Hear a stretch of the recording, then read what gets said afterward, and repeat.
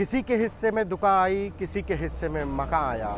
मैं घर में सबसे छोटा था तो मेरे हिस्से में माँ आई। इन लाइनों को लिखने वाले मशहूर शायर मुनव्वर राणा एक बार फिर चर्चा में है।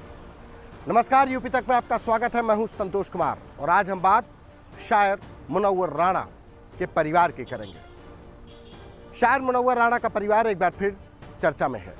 इस बार चर्चा में उनके बेटे की वजह से है। दरअसल बीते सप्ताह रायबरेली के शहर कोतवाली इलाके में मुनव्वर राणा के बेटे तबरेज़ राणा पर शाम करीब 5 से 5:30 बजे के बीच में एक पेट्रोल पंप के पास बाइक सवार बदमाशों ने फायरिंग कर दी। घटना के बाद से रायबरेली पुलिस हरकत में आई, FIR दर्ज हुई। तबरेज़ राणा ने आरोप लगाया कि इस हमले के पीछे उनके चचेरे भाई शामिल हैं।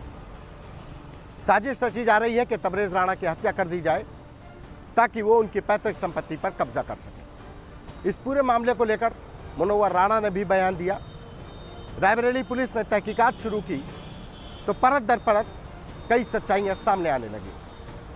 पहली सच्चाई उस पेट्रोल पंप के CCTV फुटेज से सामने आई, जहां पर कहा जा रहा कि तबरेज़ राणा जिस पेट्रोल पंप के बाहर खड़े थे वहां पर फायरिंग हुई।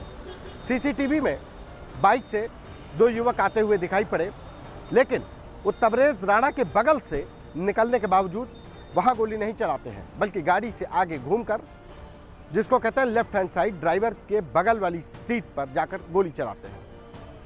तबरेज़ राणा ने पुलिस को बयान दिया कि उस समय पर घटना के वक्त उनके साथ एक और शख्स मौजूद था। तहकीकात में वो शख्स कोई ऐसा सामने नहीं आया।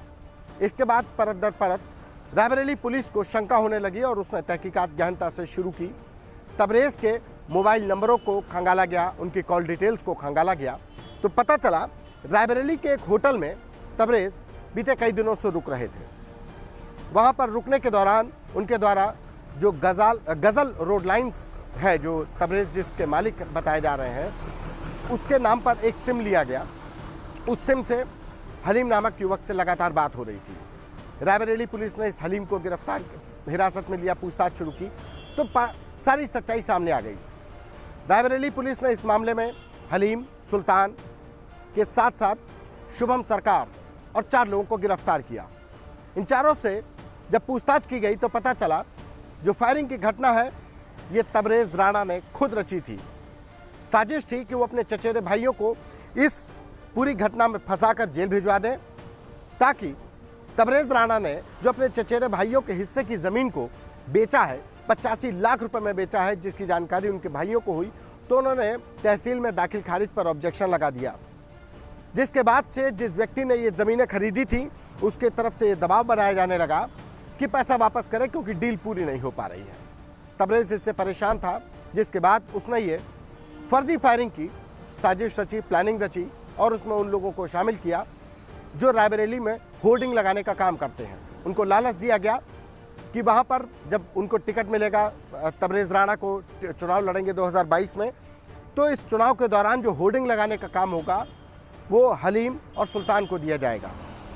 इसी लालच में दोनों ने अपने एक जो साथी शूटर्स थे, शुभम सरकार, उसके एक साथी को इस बाबत एक बात कही कि वहाँ पर जाकर के इस घटना को अंजाम देना है, कार के ऊपर गोली चलानी है, और घटना को अंजाम दिया गया।